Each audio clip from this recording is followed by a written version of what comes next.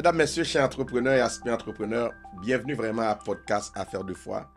Une émission qui est là pour inspirer les entrepreneurs et surtout les entrepreneurs chrétiens, vraiment à prendre de bonnes décisions d'affaires, mais aussi à les inspirer avec des parcours vraiment de succès, d'inspiration d'entrepreneurs qui sont dans la communauté, qui sont des entrepreneurs chrétiens et avec leur parcours, leur expérience, ça va vous aider à faire mieux comme entrepreneur dans votre carrière entrepreneuriale.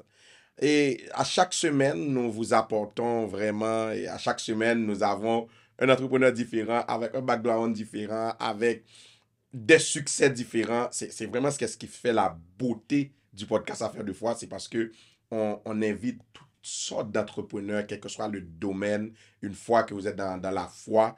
Et là, c'est votre espace juste pour vous exprimer librement par rapport à comment se comporte votre entreprise, comment vous vous comportez comme entrepreneur. Avec nous aujourd'hui, nous avons quelqu'un qui a fait vraiment beaucoup de parcours ici dès son arrivée au Canada. C'est comme, il va nous parler aujourd'hui comment investir sans se faire avoir. Comment investir sans se faire avoir, quelles sont les stratégies, quelle est la mentalité du succès.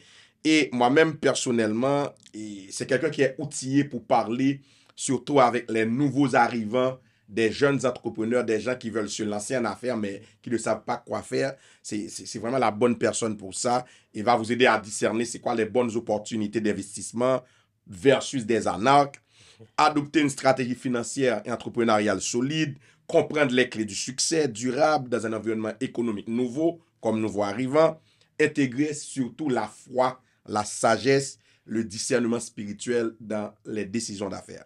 Avec nous aujourd'hui, nous avons notre invité, c'est Mastaki Dela. C'est un entrepreneur mondial, c'est un CEO, c'est un coach de vie, c'est un stratège en développement d'entreprise et dans plusieurs domaines. C'est un juriste de formation, il est diplômé en Belgique.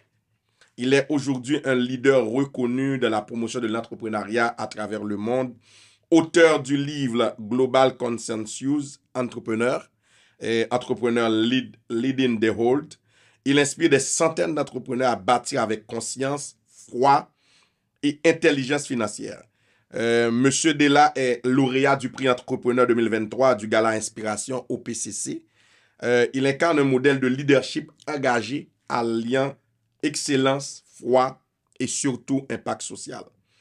Investir, comme vous le savez, c'est un acte de foi. Mais la foi sans sagesse, c'est risquer de tout perdre. Aujourd'hui, on peut apprendre à investir avec stratégie, à bâtir avec intelligence et à faire croître nos ressources sans tomber dans les pièges du succès trop rapide. Avec nous aujourd'hui, bonjour Monsieur Dela, bonjour Mastaki, comment ça va? Ça va bien, Roland. Moi, ça me fait plaisir de te revoir encore. Wow. Je te trouve très frais là aujourd'hui. Là. Ouais. On est toujours comme ça. C'est bon. Et... En tout cas, moi, ça va bien, ça va très bien, merci. Ouais, c'est comme, je me rappelle la dernière fois, c'est ça la progression. La dernière fois qu'on a tourné ensemble un épisode, c'était vraiment... Et c'était vraiment inspirant, mais ce soir, je pense qu'on est dans un nouveau décor, dans un nouveau studio, avec de nouvelles expériences aussi. Félicitations pour ça, d'ailleurs. Ouais, merci. Maintenant, pour ceux qui ne connaissent pas encore Mastaki Dela, qui es-tu? C'est vrai, j'ai fait une introduction. Mais en quelques mots, moi, je suis juriste de formation. Okay. Je ne suis pas membre du barreau du Québec. Okay. Je suis juriste de formation. J'ai étudié en Belgique, là où je vécu en Europe pendant 20 ans. Okay. Je fais mes études de droit en néerlandais. Je parle couramment le néerlandais parce que j'étais le seul noir à l'époque dans toute la faculté quand moi j'ai fini mes études de droit à l'université de Gand qui est considérée comme la meilleure université de Belgique actuellement. Et puis je suis aussi arrivé au Canada, j'ai dû retourner aux études. J'ai fait l'université de Montréal, j'ai fini mon certificat et puis je voulais aller au barreau. Et après j'ai changé d'avis. J'ai changé d'avis, mais pour des raisons que je ne vais pas citer aujourd'hui. J'ai changé d'avis et je me suis complètement tourné vers l'entrepreneuriat. Wow. L'entrepreneuriat. Pourquoi? Parce que la dynamique est différente en Europe comparée en Amérique du Nord. Là, moi, en Europe, j'avais juste la seule ambition que j'avais, c'est bizarre, là, ça va te paraître bizarre, je voulais devenir secrétaire général des Nations Unies. Wow. C'était mon rêve. OK. Bon, j'étais inspiré un peu par Kofi Annan à l'époque. Ouais. Et puis, quand je suis arrivé au Canada, j'avais lu un livre qui s'intitulait « Faut-il brûler les Nations Unies ?» Wow. Et ça m'a un peu désillusionné, ce livre-là. Et puis, j'ai changé de... c'est tout à fait normal. Moi, je trouve que c'est important de pouvoir changer d'avis. On peut changer d'avis. C'est tout à fait important. Tu peux avoir certains postulats, tu peux les changer. C'est très important pour un humain. Hein, parlant de spiritualité, un humain, c'est un esprit. Ouais. Un esprit fonctionne par postulat. Tu peux changer des postulats. Moi, j'ai changé des postulats. Je me suis dit, bon, là, je vais aller vers l'entrepreneuriat. Par rapport à ce que je vis ici, on va sûrement en parler. Ça m'a complètement bouleversé. Je dis, non, la meilleure façon pour moi ici de m'en sortir, après tant d'années en Europe, et je me suis dit, non, si je dois faire encore une vingtaine d'années en Amérique du Nord, et pour moi, je préfère les passer autrement. Et c'est par l'entrepreneuriat. Wow. Et c'est comme ça que j'ai commencé moi-même à me former. Moi, en réalité, je me suis retrouvé en train d'apprendre vraiment. C'est quand j'ai quitté l'université que je me suis réalisé que là, j'ai commencé à apprendre. C'est comme si quand j'étais à l'université, je n'apprenais pas. OK. Mais c'est comme, tu as fait vraiment un virement, je veux dire, un virement à 360 degrés. Et l'homme qui devrait être en toge, oui. ou bien l'homme qui devrait être devant les Nations Unies. J'étais en toge en Belgique. J'étais en toge. J'ai travaillé la plus haute cour administrative de Belgique, qui est le Conseil d'État. J'ai travaillé là-bas en tant que juriste. C'est ça. J'ai assisté des magistrats. J'ai travaillé dans les domaines. La chambre là où moi j'étais, c'était la chambre qui était spécialisée dans l'immigration et la Convention des Nations Unies, tout ce qui concerne les réfugiés. Les réfugiés, Donc ça, c'est un milieu là où j'ai passé beaucoup d'années à traiter des dossiers dans ce domaine-là. Dans ce domaine-là, Là, c'est comme, maintenant, arriver dans un nouveau pays, je ne sais pas combien de temps que vous êtes au Canada, maintenant, tu accompagnes des entrepreneurs, même à l'échelle mondiale. Mais comment penses-tu que les gens se font avoir dans leur premier investissement? Premièrement, c'est faire avoir. Je vais parler en termes métaphoriques. Je vais te dire, tu vois, quand tu demandes à quelqu'un de fermer ses yeux, je dis ferme tes yeux. Tu fermes les yeux, je te dis, regarde maintenant. Tu regardais sans ouvrir les yeux. La plupart des gens, ils vont voir juste du noir. Wow. Ça va être noir. C'est l'obscurité. Comme on dit en anglais, darkness. Darkness, Il y a un certain nombre de gens, ils peuvent voir comme s'ils voyaient en regardant comme ça, même s'ils ferment les yeux, ils voient tout en couleur. Il y a une différence. C'est la même chose qui se passe. Parce que être capable de voir sans regarder, c'est ce qui arrive souvent quand on nous présente des opportunités d'affaires. On n'est pas préparé vraiment à regarder comme il faut. Tu vois, mais tu ne regardes pas. Et ce qui arrive, c'est que souvent, on se fait avoir parce qu'on ne s'est pas entraîné à bien regarder. Alors, dans l'entrepreneuriat, il y a certains critères que le monsieur ou la dame, la personne moyenne, n'a aucune idée comment s'y prendre. Et c'est comme ça que beaucoup de gens vont se faire avoir par toutes sortes de propositions d'affaires qui arrivent, moi je dis, ça pullule de tous les côtés, de tous les points de cardinaux. Et ça, c'est important que nous, en tant qu'immigrants, moi je parle surtout, moi, mon groupe cible, c'est les immigrants. Je regarde, l'immigrant se trouve dans une position, moi je dirais, vraiment vulnérable. Ici en Amérique du Nord, mais en Occident en général. Moi je parlons africains ou haïtiens ici au Canada, c'est pareil, c'est la même chose. C'est une position précaire. Déjà, on arrive ici à un âge qui est déjà... Moi, j'ai calculé, récemment, j'ai fait des tests chaque fois quand je parle en conférence. C'est toujours la même chose. La moyenne a augmenté. Là, maintenant, l'immigrant arrive au Canada. L'âge moyen se trouve maintenant à 45 ans. 45 ans. Tu arrives ici à 45 ans, la moyenne. Ça veut dire qu'il y a des jeunes, mais il y a des plus vieux. Il y a des gens qui arrivent à 50 ans. Exact. Mais la moyenne se trouve aux alentours de 45 ans. Maintenant, imagine-toi, l'âge de la retraite ici, c'est 65 ans, théoriquement. Tu as 20 ans. Tu as 20 ans. Mais 20 ans, mais tu dois retourner aux études. Exact. Tu dois apprendre la langue.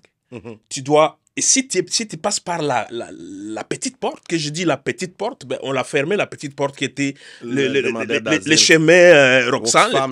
Si tu passais par là, ça pouvait te prendre 10 ans au minimum avant vraiment de te sentir bien établi au Canada. La grande porte, c'est quand tu arrives à l'aéroport, tu as un visa de résidence permanente et tout ça, tu as été parrainé, tout est beau. Même dans les meilleurs des cas, ça te prend minimum 5 ans pour t'intégrer ici, pour vraiment dire, bon, trouver un travail, comme on appelle la bonne job au Québec. Donc, tu vois, c'est une position, c'est précaire. Ouais. C'est vraiment précaire. Maintenant, ça, il ne faut pas s'attendre à ce que ce soit des Québécois de souche ou des Canadiens de souche qui parlent de ces problématiques-là. C'est nous-mêmes qui devons parler de ça. C'est nous-mêmes qui devons trouver des solutions à ce genre de problèmes. Maintenant, étant donné que nous, on se retrouve dans des situations comme ça, là où on arrive à un âge déjà assez avancé, et puis on est en retard par rapport à ceux qui sont nés ici. Mais c'est quoi que tu penses qui va arriver? C'est que tu sais que déjà, je fais une parenthèse, récemment, je suivais la radio dans les 98.5 ou quelque chose. Oui. Ça parlait de jeunes Québécois d'alentour de 25 ans qui n'arrivaient plus à joindre les débuts à 25 ans. Les jeunes Québécois. Wow. Moi, ça m'a fait réfléchir. Je conduisais, je me suis dit, mon Dieu, j'ai failli même arrêter la voiture. Je dis, mais c'est fou ça, là, cette donnée-là. Ça veut dire que si ces jeunes de 25 ans, ils ont du mal à joindre les débuts, qu'est-ce qui se passe pour un immigrant qui arrive ici à 45 ans? Wow. Tu comprends? Ouais. Et on le voit, hein? C'est difficile. Tu peux voir là que c'est difficile. Ouais. C'est difficile. Maintenant, que penses-tu quand quelqu'un arrive avec une proposition bidon, des propositions d'affaires? Mais c'est ce que j'allais te dire, Masaki. Mais quelqu'un qui arrive dans un nouveau pays, nouvelle culture, mais quel état d'esprit que cette personne-là devrait adopter avant de penser à investir? C'est quoi l'état d'esprit, selon toi? Moi, j'y reviens toujours à mon livre préféré de Robert Kiyosaki, les cadrans du cash flow. Les cadrans du cash flow. Robert, c'était un livre que je recommande tout le monde vraiment à aller chercher. En anglais, des cash flow quadrants, les 4 cadrans du cash flow. Donc, c'est un cercle que tu dessines comme ça, et puis tu le coupes en 2, ça fait 4 cadrans. Le premier cadran ici, c'est le cadran de ce qu'on appelle les salariés. Toi, tu es comptable, tu le sais. Ce sont des salariés. C'est ces gens-là, eux, ils vont faire quoi? À la fin de l'année, pour faire la déclaration de revenus, ils reçoivent de leur employeur soit un T4 ou un relevé 1, dépendamment de la province. Ça, c'est des salariés. Le deuxième cadran en bas, c'est le cadran qu'on appelle les travailleurs autonomes. Ce sont des gens qui travaillent à leur propre compte, oui, mais il y a une certaine limite. Donc, la particularité entre le premier et le deuxième cadran, c'est que le premier travaille pour quelqu'un d'autre, le deuxième travaille pour son propre compte. Mais ils sont tous les deux quand même dépendants parce qu'ils travaillent toujours, ils sont toujours esclaves de leur business ou de leur travail. Tu vois, ça c'est important. Quelqu'un qui fait Uber, par exemple, c'est un travailleur autonome, mais s'il n'est pas dans son Uber, il ne fait pas d'argent. Alors il y a le troisième cadran. C'est le cadran qu'on appelle le cadran des propriétaires d'entreprise. Ces cadrans-là, la différence entre un propriétaire d'entreprise et un travailleur autonome, strictement parlant, c'est qu'un propriétaire d'entreprise, il a trouvé, lui, un système qui va travailler pour lui, au lieu que ce soit lui qui travaille pour un système. Rapidement, je dis, admettons par exemple, si tu es chauffeur d'Uber et que tu fais une application. Tu fais une coalition. Vous êtes à 4 chauffeurs d'Uber. On va faire une sorte de corporation à 4. Si toi, tu n'es pas là, mais nous, on est quand même en circulation, mais on se partage les profits. C'est ça. Ça, c'est différent. Donc, ça, c'est un système. Ça, tu es propriétaire d'entreprise. Et là, maintenant, le 4e cadran, et j'arrive à ta question, le 4e cadran, c'est le cadran des investisseurs. Dans les 4e cadran, là, c'est l'argent qui travaille pour l'argent. Tu n'es même pas dans l'équation. C'est money working for money. Donc, c'est comme tu trouves les banques là-bas, la bourse, tout ça là. Maintenant, dis-moi, tu vois le premier cadran, en diagonale comme ça, tu as le cadran des investisseurs. Tu sors de ce premier cadran qu'on appelle communément en réalité le cadran des pauvres. Et le 4e cadran, c'est le cadran des riches. Mais pour que tu sortes du premier cadran à fonctionner dans le 4e cadran, tu n'as pas d'argent pour ça. Parce que d'abord, premièrement, même si tu fais $100 000 dans ton travail en tant que salarié, un salaire brut de $100 000, on sait que ce n'est pas ton argent. Non, ce n'est pas ton argent. C'est pratiquement 50 à 60% ne t'appartient même pas. Une partie va aux impôts. Aux impôts, tout ça, là, on te coupe. Donc, Beaucoup de factures à payer. Tu n'as pas d'argent dans les premiers cadrans. Et tu veux aller fonctionner dans les cadrans là où c'est l'argent qui travaille pour l'argent. Donc, tu vas mettre un peu d'argent là-dedans, ça va brûler. Tu mets, ça se brûle. Wow. C'est comme si tu arrives dans un volcan, il y a éruption, tu essaies de mettre un peu de gouttes d'eau dedans, mais ça ne va pas éteindre le volcan. Non.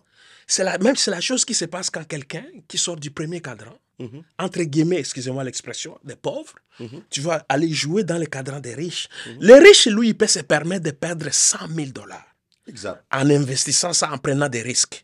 Mais toi, ces 100 000 $ là, tu l'as brut. Et en passant, tu le sais qu'ici au Canada, c'est moins de 1%. Toute origine confondue. Ouais. C'est moins de 1% qui fait en réalité 100 000 $ par an. Ouais. Peu importe le travail. Ça. Donc, du coup, c'est déjà compliqué. Donc, quand tu arrives à des propositions d'investissement, si tu es encore dans les premiers cadrans, tu ne peux pas valablement aller jouer dans les quatrièmes cadrans si tu n'es pas préparé. Exact. Robert Kiyosaki, lui, propose, il dit, mais faites les choses une étape à la fois. Wow. Tu quittes le premier cadran, tu descends dans le deuxième cadran, tu vas au troisième. Tu vas dans le troisième, et après, tu peux commencer à investir dans le quatrième, cadran. Et puis là, tu peux... Voilà. Donc, ça, c'est un schéma simple. Cela veut dire que tu peux en même temps être salarié. Moi, je recommande ça en tant que fiscaliste. Je recommande quelqu'un, je dis, ben, garde ton travail, mais développe une activité à côté. De toute façon, M. Boyard, en tant qu'immigrant ici, on n'a pas le choix. On doit développer d'autres sources de revenus pour s'en sortir. Ouais. Mais, pour toi qui as fait l'expérience, Mastaki, quelle a été ta plus grande erreur ou leçon dans tes débuts? Pour moi, personnellement, c'est d'avoir perdu trop de temps avant, quand je suis arrivé. Okay. Je vois beaucoup de nouveaux arrivants arriver là. Je regarde, je dis, c'est ça que je me suis donné comme quête, de parler à ces gens-là. Je le vois arriver. Je dis, mais ne perds pas trop de temps au début.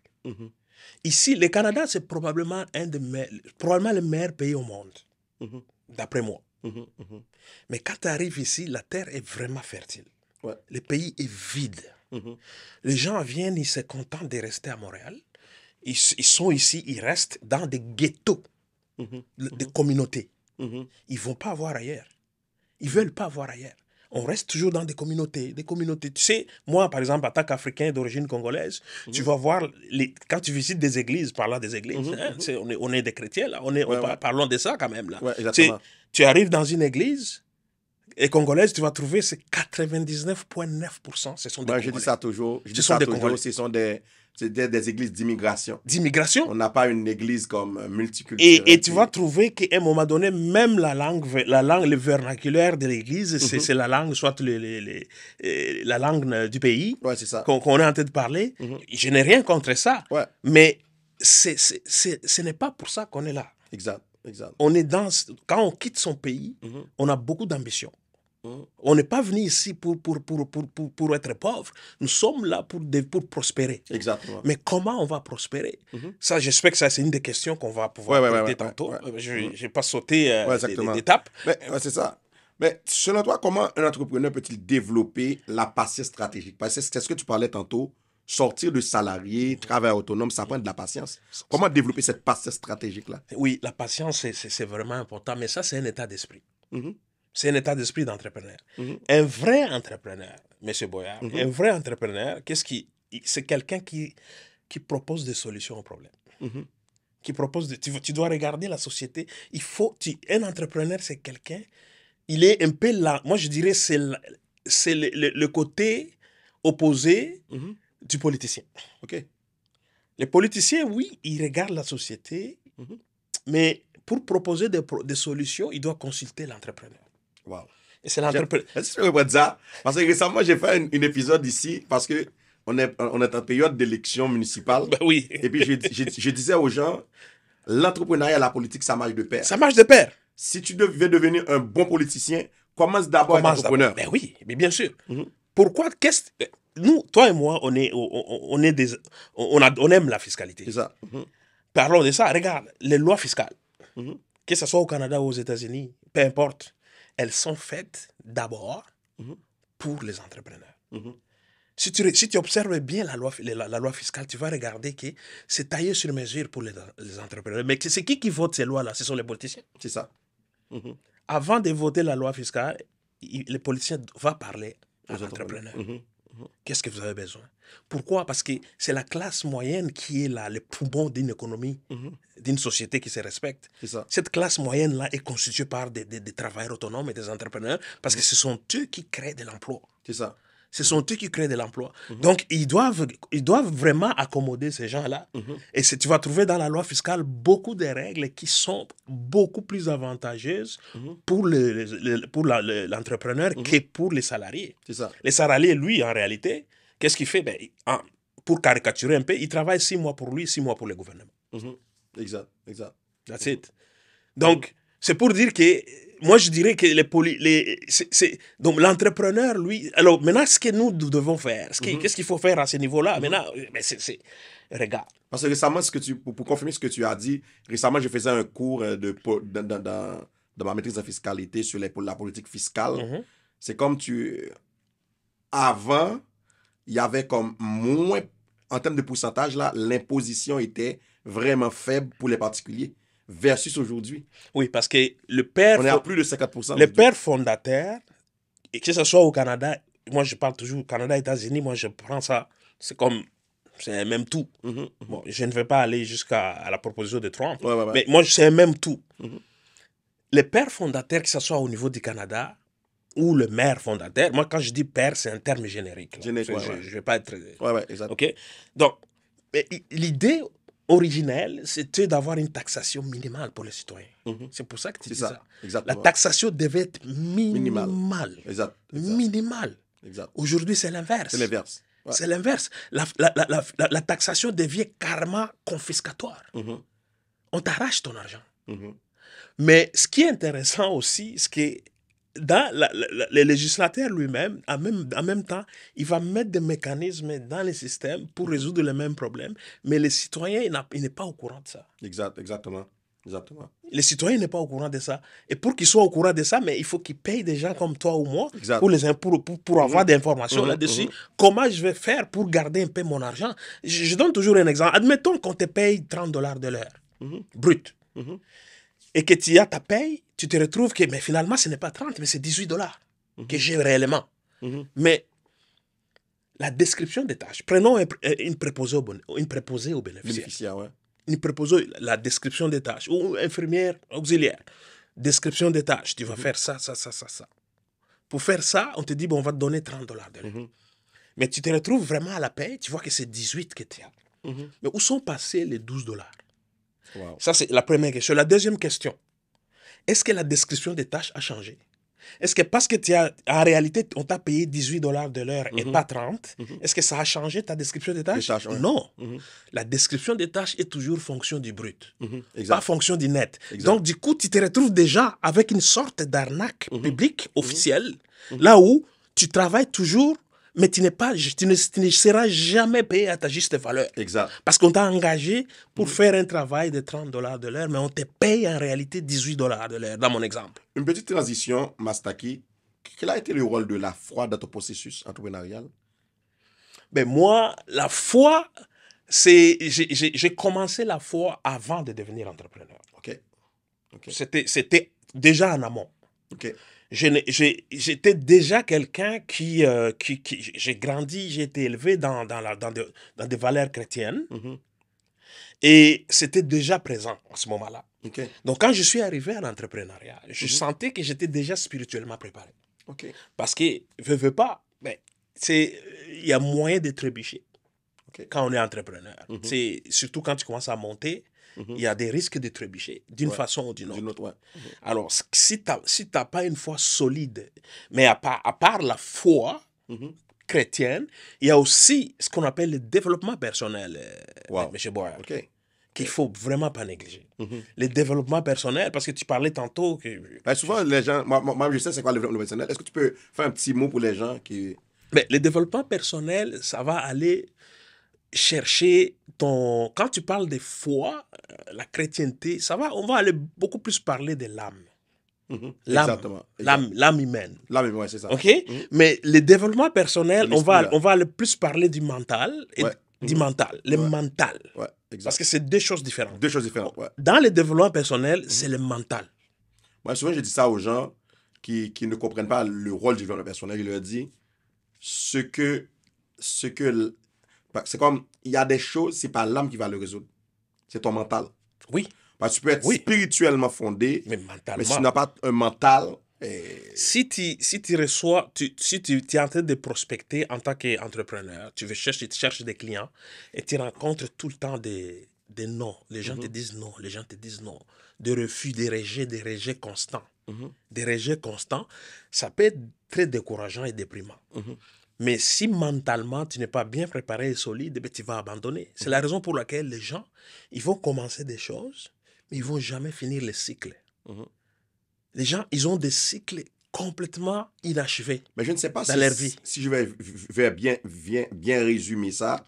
Si je comprends bien, comment je peux résumer ça, c'est comme, pour moi, le mental, la foi, c'est comme, pour moi, la foi, c'est le prolongement du mental. Ce que le mental ne peut pas accomplir, la foi va l'accomplir. Oui, mais il y a une sorte de corrélation okay. entre les deux. Ça se nourrit. Okay. Tu vois, du point de vue mental, quand tu as un mental solide, quand on parle de mental solide, je veux dire, bon, c'est parfois difficile de définir ça, c'est du cas par cas. Ça. Mais on peut parler des choses comme le courage, la persévérance, l'attitude positive. OK? Ça, ce sont des choses, l'autodiscipline et l'autosuggestion. Parce que l'autosuggestion, c'est quoi? Parce que ça, c'est beaucoup plus important même que l'autodiscipline. L'autosuggestion, c'est te dire, bon, tu te retrouves dans une situation, il n'y a personne autour de toi. Tu fais quoi? Tu n'as ni coach, ni parent, ni frère, ni soeur, personne. Tu n'as personne autour de toi. Parfois, on peut se retrouver en solitaire. On est solitaire. Il y a du monde autour, mais tu te sens seul. Mais si tu n'as pas de l'autosuggestion, te dire, bon, je vais me lever, je vais me laver, je vais me raser, ou je vais me maquiller, et je vais sortir. Ça, c'est de l'autosuggestion. Prendre une marche. Oui, prendre une marche. Faire un peu de sport. Ça, c'est de l'autosuggestion. Ça, c'est très important, très capital pour un état d'esprit. Ça va du côté mental et ça va du côté de l'âme. Mais tu as parlé de quelque chose d'important quand tu as parlé de quand les gens se font avoir. Parce que oui, c'est là que j'allais venir avec toi. Parce que la Bible nous dit dans Proverbe 14, verset 15, « L'homme simple croit tout ce qu'on dit, mais l'homme prudent veille à ses pas. » C'est comme, juste pour faire une transition sur les scams, les promesses trompeuses, mais quels sont les signaux d'alarme à reconnaître avant d'investir dans un projet? Moi, je vais te dire, parlons concrètement. Il y en a une structure qui a fait ravage récemment. OK. Je vais en parler, mais je vais en parler pas en termes très négatifs, mais je vais en parler parce que moi, je propose des solutions. Exact. Pour ça. Il y a la structure qu'on appelait LSSC. Est-ce que c'est la structure LSSC. Oui, la signification. Mais beaucoup de gens ne savent même pas la signification. Est-ce que c'est cette structure-là qui louait des scooters? Mais parce que la signification, c'est lightning. Et puis les S là, les S des scooters et des corporations. Donc, tu vois, les gens, il y a la définition déjà là, les sigles même. On trouve des scooters dedans. On trouve le mot lightning dedans. On trouve aussi le no corporation dedans. Mais qu'est-ce qui se passe avec ça? C'est qu'effectivement, quand ça a commencé, ça fait ravage. La plupart des gens que je connais autour de moi, ils étaient d'une façon ou d'une autre touchés par ça. Regarde bien, parce que c'est important qu'on en parle. Oui, c'est important. Il y a beaucoup de victimes. Exact. Au moment, et des victimes cachées qui n'osent même plus en parler. Moi, je pose toujours 3 questions principales quand j'ai une proposition d'affaires qui m'arrive. Premièrement, qui sont les gens derrière cette structure, cette proposition-là? Qui sont des gens qui sont derrière? Est-ce qu'on connaît les fondateurs ou les cofondateurs de la chose? Ça, c'est la première question. Parce qu'identifier l'humain qui est derrière. Ou les personnes ou un groupe de gens derrière. Ça, c'est très capital. Le deuxième point important, c'est de dire qu'est-ce que vous vendez. On vend quoi? Je vais être payé, mais sur base de quoi? Est-ce qu'il y a-t-il des services ou des produits sous-jacents qui vont justifier que je sois payé? Exact.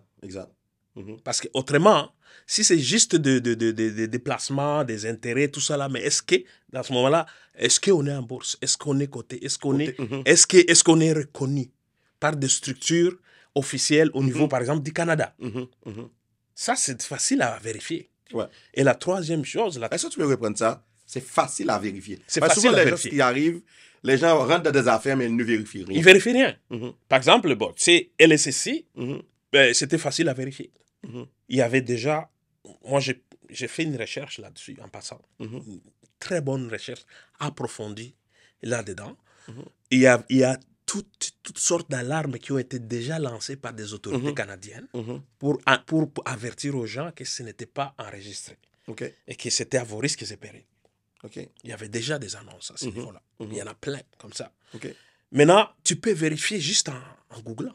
Tu peux vérifier juste en prenant le téléphone, appelant par exemple l'autorité des marchés financiers au niveau du Canada. Vérifier si cette structure, est-ce que vous la connaissez?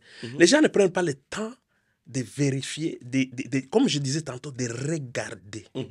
On ne regarde pas. Mais le troisième point qui est très important, c'est de dire depuis combien de temps cette structure-là existe. Est-ce que tu peux prendre les trois juste pour les... Je répète. Ouais. La première question à se poser, c'est de savoir qui sont derrière la structure. Identifier les gens derrière. Trouver l'adresse, les personnes derrière, pour qu'ils soient identifiables. Ça, c'est très capital. Deuxième chose, qu'est-ce que nous commercialisons? C'est quoi les produits ou les services sous-jacents qui vont justifier mon paiement, que je sois payé? Et le troisième point très important, c'est de savoir combien de temps que cette structure existe. Est-ce que c'est une opportunité qui vient de commencer? Par là, je ne veux pas dire que toutes sortes les structures qui sont nouvelles, c'est mauvais. Non. Il faut y aller, Mais dès que tu as fait les 2 premières étapes, si tu es positif déjà dans les 2 premières étapes, même si c'est une nouvelle affaire qui commence, il n'y a pas de problème. Mais si les 3, si il y a de sortes d'alarmes, c'est ça. Tu vois qu'il y a des choses qui ne fonctionnent pas dans le premier point, le deuxième point, et que tu arrives, tu te dis, mais ça vient de commencer il n'y a même pas 6 mois. Ou bien ça vient d'être lancé ici au Canada. Ben, c'est sûr qu'il y a quand même, un danger. Mais souvent, ce qui arrive, les gens, ils achètent par émotion. Mais comment éviter les pièges d'émotion? Par exemple, la personne va dire, j'ai peur de rater cette opportunité, pression du groupe, qu'est-ce que les gens vont penser, pression de la famille. Les gens de ma famille ont investi de l'argent là-dedans. À chaque souper de famille, on me dit pourquoi je n'investis pas, c'est comme je suis un bon à rien. Mais comment éviter ces pièges d'émotion-là? Ben, on a parlé de ça. Si tu n'es pas préparé mentalement et spirituellement, tu n'as pas développé l'autosuggestion. Moi, je pense que c'est très important pour un humain d'avoir l'autodéterminisme. L'autodéterminisme. De pouvoir être libre de prendre ses propres décisions, faire ses propres choix sans influence, quoi que ce soit. C'est vraiment capital pour un humain. C'est sûr qu'on peut se faire conseiller à droite pour certains aspects, mais c'est finalement, in fine, c'est toi-même qui dois prendre la décision. C'est vraiment important. Ça. Maintenant, c'est toujours les manques, hein, parce que parfois, on peut se dire, on définit mal ce que c'est l'argent. Parce que l'argent devient un facteur qui va nous amener à... C'est comme un bouton. C'est un bouton qui fait perdre le contrôle. Ça va nous faire prendre des décisions qui n'ont rien à voir, qui n'ont rien à voir avec nos objectifs de vie. Mais on n'a pas défini réellement les termes argent. On ne définit pas ça. Mais moi, ce que je dis toujours, l'argent qu'on touche là en dollars comme ça, c'est pas ça l'argent. L'argent, c'est une énergie. C'est une énergie. Si tu penses que tu vas gagner l'argent sans faire d'effort, Ça n'existait pas. Sur cette planète ici, la planète Terre, c'est impossible de faire de l'argent sans fournir aucun effort. Même pour des structures illégales. Il y a de l'effort quand même. Il y a de l'effort quand même. Il y a de l'effort là. donc, il faut comprendre ça. Mais quand les gens te disent, ben, viens ici, là, on peut faire l'argent facilement. C'est facile ici. Tu mets ça, tu vas gagner ça. C'est vite. Là, c'est... Non, mais bien sûr que ça, c'est pas comme ça que ça se passe. J'aime vraiment ça. Mais quel conseil? Parce qu'on a beaucoup de nos amis immigrants là, regarde, dans la communauté qui ont déjà vécu le fait avoir. Mais quel conseil auriez-vous ces personnes-là, au niveau fiscal? D'abord, est-ce qu'il peut sauver quelque chose de l'investissement? Effectivement. Tu le dis. Bon, parlons de LSCC. Moi, je dis, comme je sais qu'il y a eu beaucoup de victimes et plus de 80, moi je dirais même 90% du monde qui l'ont fait, c'est des immigrants. Tu sais, on m'a invité. J'étais dans une réunion à Trois-Rivières et j'ai regardé à gauche, à droite. Monsieur Boyard, tu vas te surprendre, mais j'ai regardé à gauche, à droite. Il n'y avait aucun blanc. Dans une salle où il y avait plus de 200 personnes, je n'ai vu aucun blanc dans la salle. Et puis j'ai regardé à ma femme, j'ai dit, parce que j'ai dit, mais tu vois, moi j'étais là parce qu'ils m'ont invité pour que je parle de la fiscalité. Comment est-ce que ces gens peuvent se comporter fiscalement avec tout ce qu'ils gagnent là-bas ou ce qu'ils perdent. Mais là, aujourd'hui, on sait qu'ils ont perdu. Exact. Alors maintenant, là-dessus, moi je le dis ici, pour toute personne qui suit, si vous avez perdu de l'argent avec la structure de LSSI, vous devez savoir je sais qu'il y a beaucoup de gens qui souffrent actuellement. Il y a des gens, j'ai beaucoup d'amis proches qui ont perdu des $10 000, $15 000, des cartes de crédit vidées. Vidées. Mais je vous dis simplement que moi, je suis là devant vous, en tant que fiscaliste, c'est pour vous dire qu'il y a une solution fiscale à ça. Il y a une solution fiscale à ça. Donc, quand vous allez faire votre déclaration de revenus, vous savez, vous pouvez contacter M. Boyard qui est là, c'est un fiscaliste, ou vous me contactez moi si vous êtes dans mon environnement, contactez-moi. Mon numéro là, je le donne là, 438-936-1130. Nous savons exactement comment vous aider. Nous savons exactement comment vous aider quand vous vous faites arnaquer par des structures comme ça. Oui, en partie, vous avez la responsabilité de vérifier, de regarder avant. Mais heureusement que nous pouvons regarder au niveau fiscal qu'est-ce qui peut être sauvé pour vous. Mais vous devez absolument parler à quelqu'un qui s'y connaît. Et juste pour dire aux gens aussi, là, quand on dit au niveau fiscal, on peut vous aider, c'est pas la magie qu'on va faire. Non. On va pas inventer des affaires pour vous. Écoute, parce que je l'ai bien dit là. C'est ça, exactement. Je l'ai bien dit là. La fiscalité ou les lois fiscales ici au Canada, on est dans la légalité. Quand je parle des lois, c'est la légalité. Exact. Il n'y a pas de miracle à faire. Bien sûr que consulter quelqu'un qui s'y connaît pour voir qu'est-ce qui peut être fait dans votre situation, dans votre cas. Exactement. Ça, c'est très important. Exactement. Mais, effectivement, il n'y a pas de... Nous, on n'est pas là pour faire des... Il n'y a pas d'élévation fiscale. Exactement. Il n'y a pas d'irrégularité à faire. Non. C'est par la loi, qu'est-ce que vous pouvez faire du point de vue de loi. Mais parce que vous avez investi, vous avez perdu beaucoup d'argent, de 10 000, 20 000 $. Moi, je dis, par exemple, admettons que quelqu'un jette son argent à la poubelle. Et que moi, on m'invite pour aller nettoyer cette poubelle-là. Penses-tu que moi, je vais le faire gratuitement? Non. Non. Si tu as jeté ton argent à la poubelle, mais moi, je vais nettoyer cette poubelle-là, mais je vais te faire payer aussi. Exact. C'est pas gratuit. Exactement. C'est juste ça. C'est ça. C'est normal. C'est normal. C'est plus que normal, là. C'est plus que normal. Mais maintenant, ces gens-là ont perdu de l'argent. Maintenant, avec Mastake ou bien d'autres professionnels qu'ils consultent, ils vont avoir cette possibilité-là quand même de regagner un petit peu de leur argent. Oui, heureusement. Oui. Mais maintenant, comment garder la foi et la motivation après une perte financière? Après une perte comme ça, là, c'est vraiment une excellente question. C'est vraiment une excellente question. C'est vraiment une excellente question. Parce que souvent, quand on se retrouve parfois dans dans ce qu'on appelle l'humiliation. On se sent humilié par la situation. Parfois, on a honte d'en parler. Moi, je dis non, n'ayez pas honte. Bien sûr, il faut essayer. Il faut essayer. On dit toujours qu'il ne risque rien n'a rien. Il y a rien il n'y a pas de quoi avoir honte d'avoir perdu de l'argent parce que vous avez essayé quelque chose que vous pensiez être légal. Mais tout ce que vous devez faire, prochainement d'abord, premièrement, moi je pense que vous devez vous pardonner vous-même.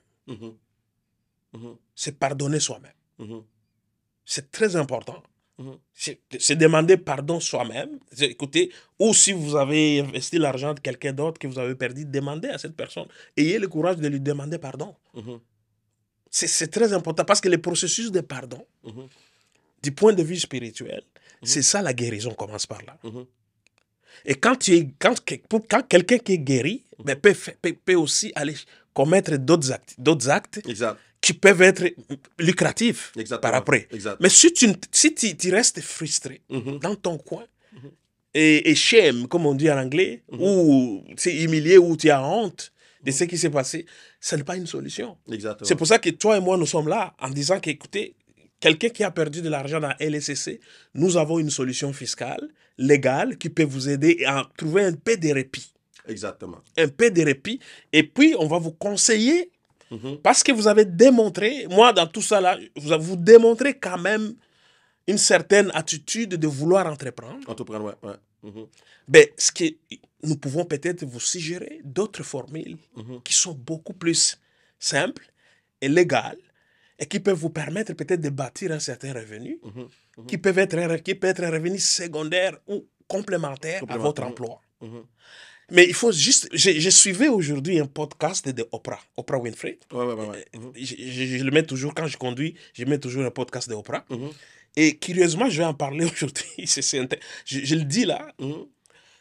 Et ça, je trouvais extraordinairement puissant. Oprah avait une invitée, je ne me rappelle pas très bien du nom de la dame.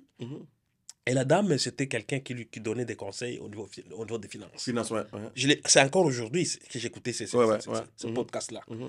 La dame disait, tu sais, tout est question de discipline. Et c'est toujours, c'est un ordre de grandeur. La dame me dit, tu peux juste te donner la discipline chaque jour de mettre de côté 50 sous. Tu épargnes 50 sous chaque jour, tu mets ça de côté. Pas parce que ça va t'amener à être milliardaire, non, mais tu crées une habitude. Tu crées une discipline, une habitude de mettre de l'argent de côté. Parce que 50 sous, c'est de l'argent. 1 milliard de dollars, c'est l'argent. C'est juste question d'ordre de grandeur.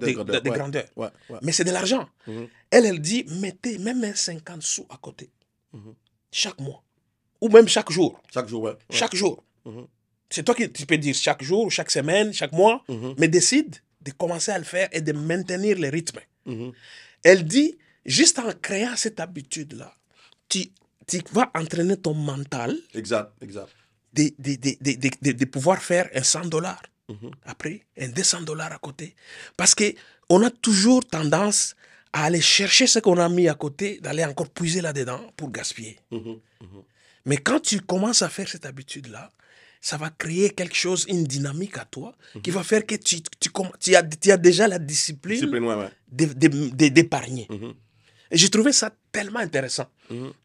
Donc, là, c'est vraiment important au niveau de foi, de se retrouver à un moment donné, quand on a fait une mauvaise affaire, de se pardonner d'abord soi-même.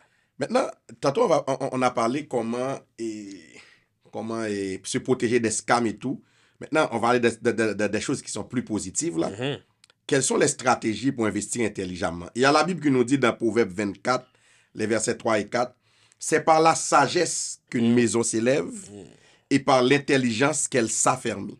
Souvent, ce qui arrive aux gens, ils ne veulent pas construire petit et solidement. Et ils ne veulent pas comme tester c'est quoi la légalité, c'est quoi les sources de revenus, c'est quoi la discipline. On a parlé tantôt de discipline avant le profit, parce que je veux avoir de l'argent, mais c'est quoi que j'ai comme discipline? Mais selon toi, Mastaki, comment bâtir une entreprise durable en partant à zéro? Parce que avant de répondre à ça, il y a deux termes dans le passage biblique que tu viens de soulever là que j'aimerais définir. Parce que souvent, quand il y a des mots mal définis, on est perdu. On est perdu, ouais. Tu as parlé d'intelligence, mais tu as parlé de sagesse. De sagesse, aussi. ouais. Parce que intelligence et sagesse, c'est comme des sœurs jumelles. Tu vois, moi je dirais, quand on parle d'intelligence, d'abord c'est quoi? Mais pour moi, la définition d'intelligence, c'est une aptitude. L'intelligence est une aptitude à faire la différence, à pouvoir faire la différence, ou bien, moi je dirais, à différencier ou à... Comment je peux dire ça? C'est un jugement que tu développes qui te pousse à bien savoir, à faire le pour et le contre. À bien juger les choses, à différencier les choses. Ça, pour moi, c'est ça que moi je trouve la définition de l'intelligence. C'est vrai que dans le dictionnaire, on va définir, c'est une aptitude à résoudre le problème. Oui, mais comment tu vas résoudre le problème? La Bible dit, soyez transformés par le renouvellement de l'intelligence. Oui. Parce que quelqu'un qui n'a pas une intelligence renouvelée, tu as un problème. Un problème. Ça, donc, c'est très important. Quand tu peux savoir la différence, savoir distinguer ce qui est là et ce qui n'est pas là. Ça, développer cette aptitude. Exact, et moi, je dis une aptitude, ça veut dire quoi? Ce n'est pas inné. Ça peut s'apprendre. Exact. Ça peut s'apprendre. Et ça, c'est la bonne nouvelle. Maintenant, on parlait de sagesse aussi. La sagesse aussi, ça, c'est intéressant là. Mais la sagesse, c'est quoi? C'est quoi la définition de sagesse? Pour moi, parce que ce sont des deux termes que j'ai déjà recherchés, pour moi, le mot sagesse, je le définirais comme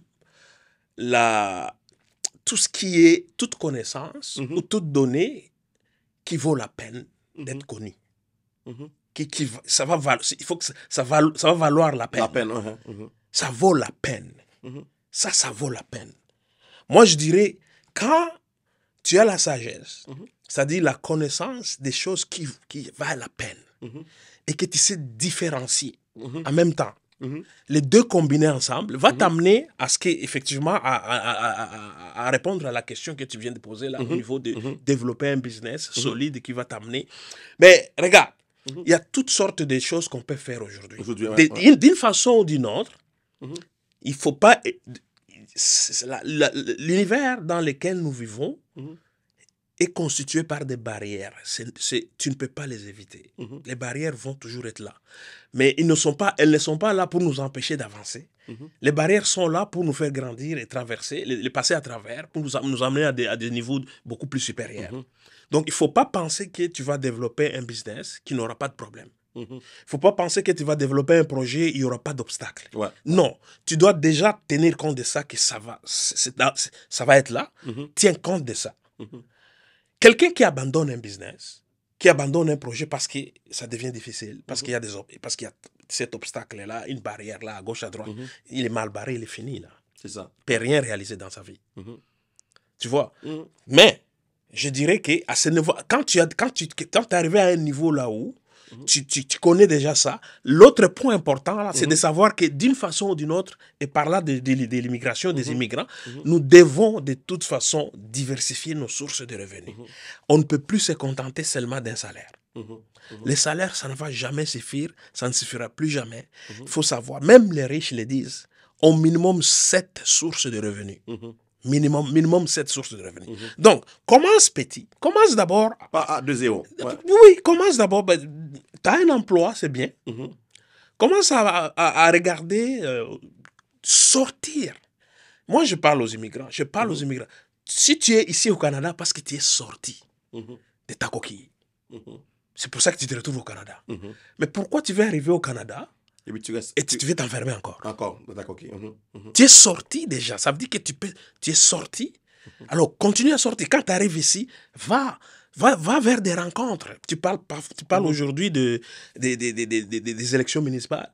Et récemment, j'étais invité dans une réunion, je ne vais pas dire le nom du parti, ici à Montréal, et c'était un cocktail. Mais ça coûtait $100. Ça coûtait $100 pour juste l'entrée. Ça coûtait $100. Ben, je suis allé et je regardais autour, à gauche, à droite. Il y avait peut-être 2 ou 3 noirs ou les immigrants, pratiquement pas. Je regardais, je dis, mais tu vois, ça c'est ça le problème. On ne sort pas, on ne va pas à la rencontre des opportunités. Il y a des chambres de il y a- commerce, il oui, y a de la on ne politique. sort pas. C'est ça. Et quand ça devient payant, mon frère, Mhm. oublie ça. Mhm. Ils ne veulent pas sortir. Ils disent, mais ça coûte $100. Non, non, non, non. Moi, je connais un député qui est devenu député fédéral, qui est d'origine africaine. Et il nous a parlé de son parcours. Et il a expliqué quelque chose. Il dit, mon cher, je peux vous dire, là, si vous ne sortez pas. Rien. Il dit, si moi, je ne sortais pas, je ne serais pas là où je suis aujourd'hui. Mhm. Vous devez sortir. Mhm. Il ne faut pas penser que...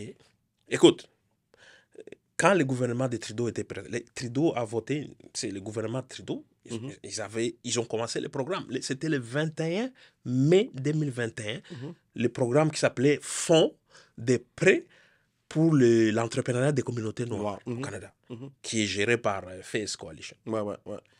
Mais ce programme-là, c'est pour les Noirs et par les Noirs. Je dis bien, pour les Noirs et par les Noirs. C'est des millions de dollars de budget. Mais j'ai remarqué que la plupart des gens, quand je faisais des sondages, la majorité des Noirs ici au Canada n'étaient même pas au courant de ces programmes-là. Et quand ils étaient au courant de ces programmes-là, ils ne savaient même pas qu'est-ce qu'il fallait pour être admissible. Maintenant, ce n'est pas M. Trudeau qui va venir encore te voir pour te dire quoi faire. Exactement, exactement. Et c'est ça le problème. Moi, je dirais, pour répondre à ta question, je dis, c'est très important, l'autosuggestion.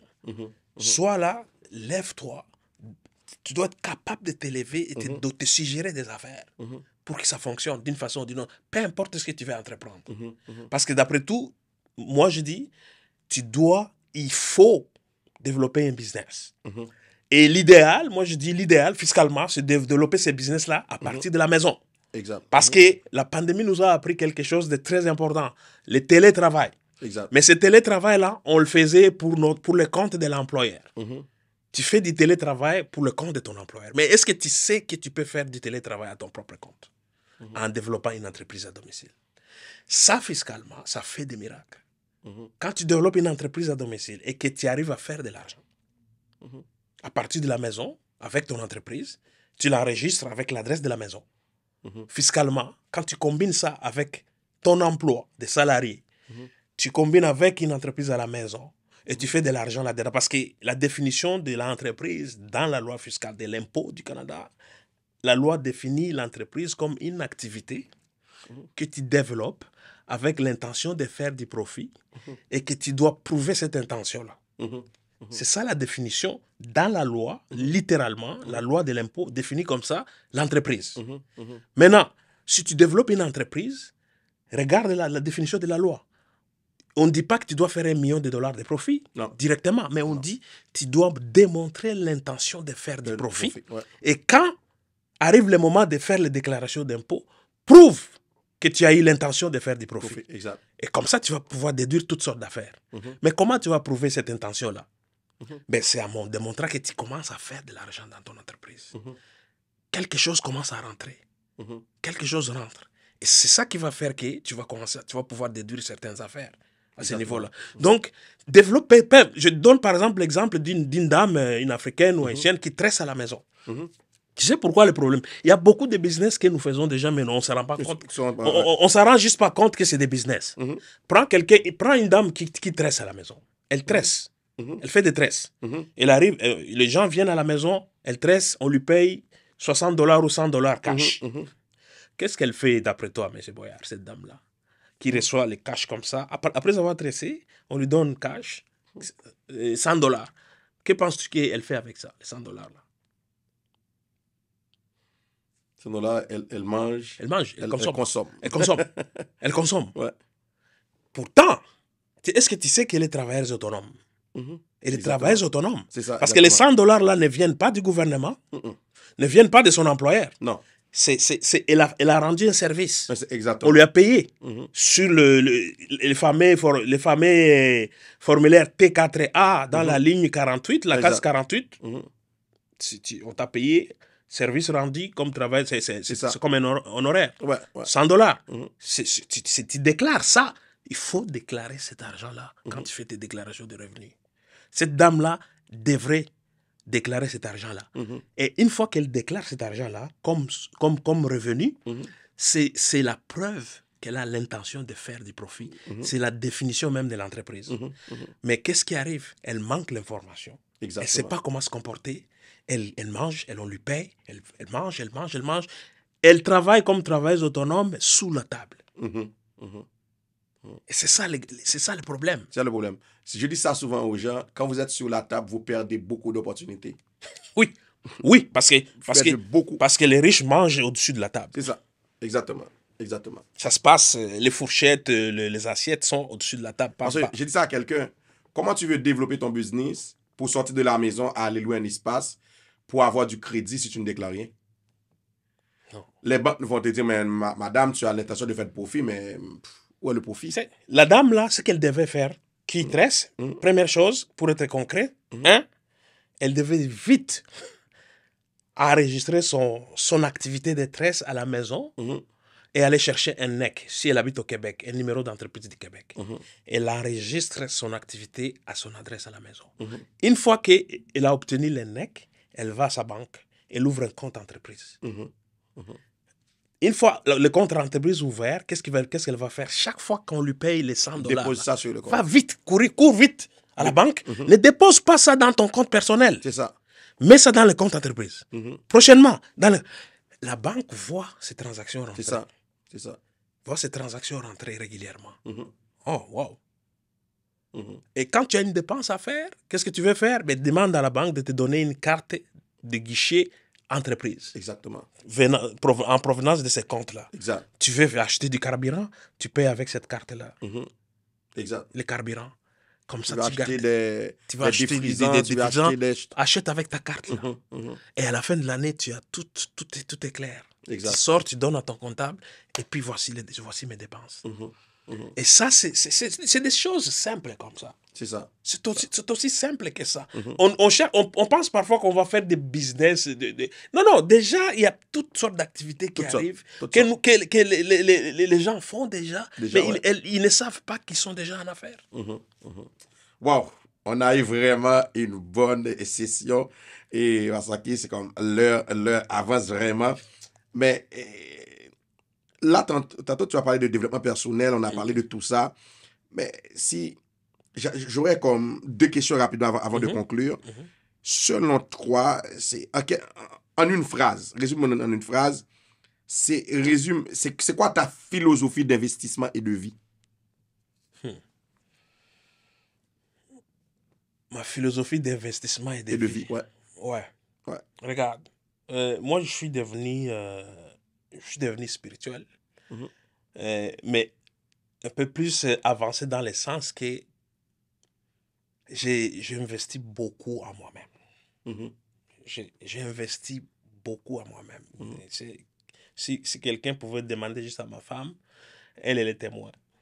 J'ai investi beaucoup en moi-même. Quand je dis moi-même, ce n'est pas dans le corps physique. Là, oui, je fais de mon mieux pour bien manger, un peu bouger pour garder ces corps physiques en bonne santé. Mais je sais que ces corps physiques, c'est pas moi.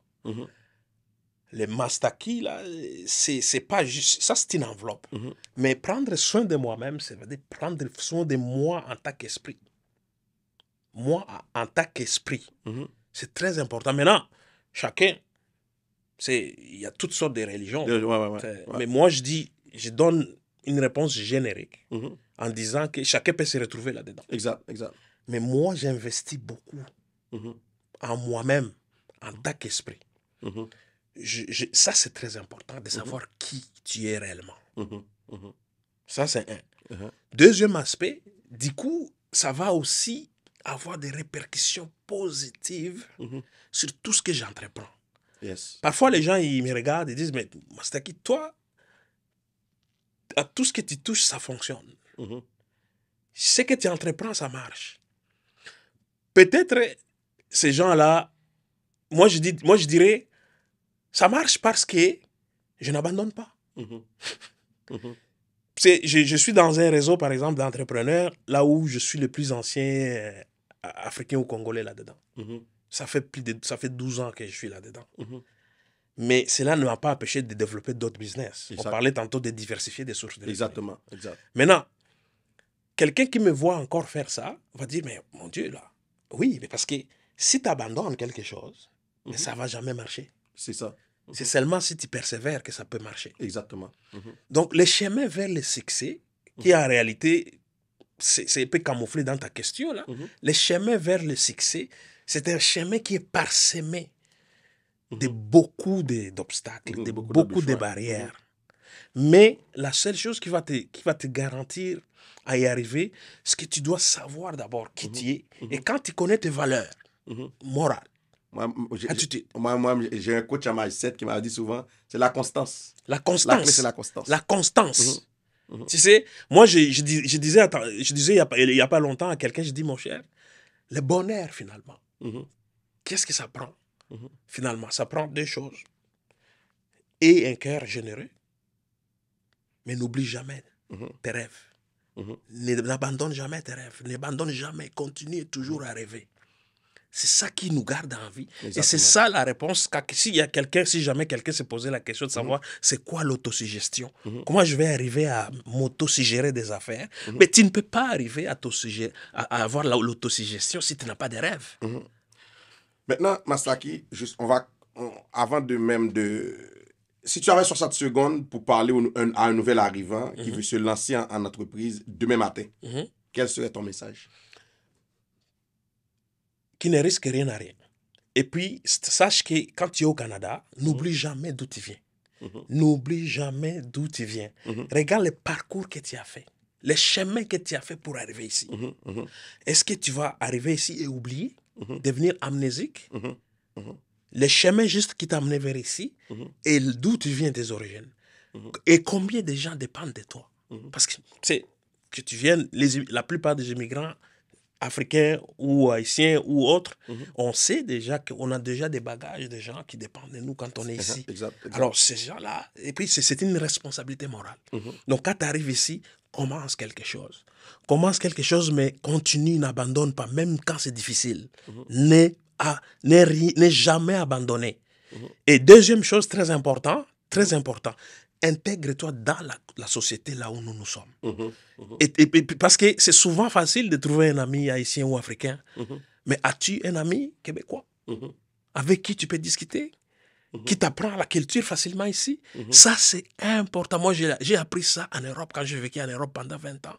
C'est ça qui m'a sauvé là-bas. Le fait que j'étais dans un milieu là où qui n'était pas forcément africain, qui était un milieu là où j'apprenais la culture en le faisant. J'apprenais la culture dans mon environnement même. C'est très important pour un nouvel arrivant de savoir qu'ici, quand tu arrives là, ne cherche pas encore l'Haïti. Il n'y a pas de Port-au-Prince au Canada. Tu cherches Port-au-Prince ici. Tu cherches Kinshasa ici à Montréal. Tu cherches... Ça n'existe pas ici, là. Tu veux...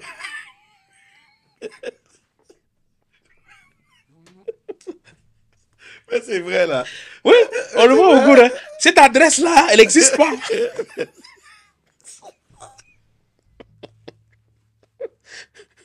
Mais tu vas me rire, mais souvent, c'est ce qui arrive. Ouais. Les gens veulent trouver Port-au-Prince, Kinshasa, ils veulent trouver comme... OK, où tu trouves une bouffe ivoirienne, une bouffe haïtienne. Come on. Et puis c'est comme... Moi-même, je ne vais pas manger de poutine. Mais non, c'est de la culture. Tu ne veux pas faire ci. Tu vas apprendre à skier. C'est la culture des gens. Va au spa. C'est la culture des gens. Va cueillir des pommes. C'est la saison maintenant. Je suis arrivé en Belgique en 1991 et je suis allé skier en 2000. L'an 2000, à Noël, je suis parti avec une famille néerlandophone. Ils m'ont amené, on est allé. J'ai appris à skier en 2000. C'est fou. Si tu le dis là, c'est extraordinaire. Tu te retrouves autre chose là. C'est comme ça que ça... Moi, je pense qu'un nouvel arrivant, c'est ça qui devait faire. C'est ça, exactement. Ouais. Merci vraiment, Mastaki. Si quelqu'un veut te rejoindre, comment il peut faire ça? Ben moi, premièrement, mon numéro de téléphone, que je donne toujours, il est public. C'est le 438-936-1130. 438-936-1130. Je suis aussi dans les réseaux sociaux, Facebook. Mastaki, c'est avec Y à la fin. M-A-S-T-A-K-Y. Della, D-E-L-L-A. Ça, avec Facebook, vous me retrouvez là-dessus. Et puis, on peut continuer à développer cette conversation en privé. Merci beaucoup, Mastaki, de vraiment de votre temps. Merci vraiment. C'est moi qui te remercie pour cette invitation. C'est très apprécié. C'est toujours intéressant d'échanger avec toi. La première fois, tu me ramènes toujours dans ce qu'on appelle la foi. De recentrer là. Dans la conversation, ça me ramène encore à ça. Je les réécoute. Les podcasts qu'on a fait, moi, je les réécoutais des centaines de fois. Des centaines de fois. OK. Wow, merci beaucoup, Mastaki. Merci d'avoir été des nôtres. Vraiment un grand sujet pour cette semaine. Ne pas investir sous pression émotionnelle, familiale et autres. S'informer, important. S'entourer et prier surtout avant d'agir. Le vrai succès, c'est quelque chose qu'on bâtit pour être durable, mais pas instantané. Ne va pas dans des formules instantanées. Et parce que l'investissement, c'est une marge de foi accompagnée de stratégie. Même la Bible nous dit dans Luc 14, verset 28, « Lequel de vous, s'il veut bâtir une tour, ne s'assied pas d'abord pour calculer la dépense et voir s'il a de quoi la terminer. » Ça, c'est de la sagesse, ça. C'est vraiment important comme entrepreneur. Si vous voulez partir en entreprise, allez voir. Va visiter des chambres de commerce. Présentement, il y a une plateforme, c'est le Roadpreneuriat Québec. Il y a des entreprises présentement qui sont en vente. Allez voir d'autres types d'investissements. Maintenant, il y a les ventes en ligne, parce qu'il y a beaucoup de choses qui se passent en ligne présentement. La pandémie nous a appris beaucoup de choses. C'est vraiment important de faire vos recherches. Et je crois que M. Della l'a dit plusieurs fois. Allez faire des recherches sur les investissements que vous voulez faire. Si tu me permets, juste une minute. Effectivement, pour mes amis congolais qui sont ici au Canada, quand même, c'est la deuxième grande communauté des immigrants après les Haïtiens à Montréal. La communauté congolaise. Il y a la semaine, donc la ville de Montréal a voté un règlement là où on va fêter chaque année la 3e semaine du mois d'octobre comme étant la semaine de la République démocratique du Congo à Montréal. Donc ça commence à partir du 19 octobre jusqu'au 26 octobre. Cette semaine-là, il y a toutes sortes d'activités qui vont se passer pour les Congolais, par les Congolais, grâce à la ville de Montréal.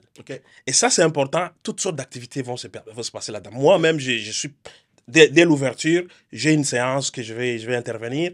Et il y a un moment où je vais... Les 25 aussi, j'ai eu le privilège d'avoir une table là où on va pouvoir parler de nos activités, de ce qu'on fait. Vérifiez cela, s'il vous plaît, c'est très important. La semaine de la RDC, je pense .org ou quelque chose, mais...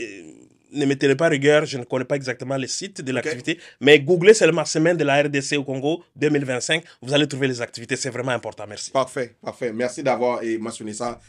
C'est très important pour les Congolais d'aller voir et d'aller à cette semaine-là pour réseauter aussi, pour réseauter, très important. Et je termine pour vous dire que Dieu ne multiplie pas dans le désordre, il multiplie dans ce qui est planifié, et je dis bien ce qui est bien planifié. Bâtissez avec sagesse, investissez avec discernement et souvenez-vous, la foi sans la prudence devient naïveté. Merci beaucoup à Mastaki Della d'avoir été des nôtres pour sa présence inspirante. Et merci à vous, mesdames et messieurs, nos éditeurs, pour votre fidélité au podcast Affaires de foi. Comme vous le savez, si vous voulez aider ce podcast et rejoindre la communauté des impacteurs du royaume, vous êtes la bienvenue. Écrivez-nous. On est sur toutes les plateformes, Instagram, Facebook, TikTok, on est sur toutes les plateformes. C'est vraiment le podcast Affaires de foi, c'est votre réseau, c'est vraiment votre plateforme, c'est pour vous, entrepreneurs de foi. Que Dieu vous bénisse et à très prochainement pour notre épisode. Merci.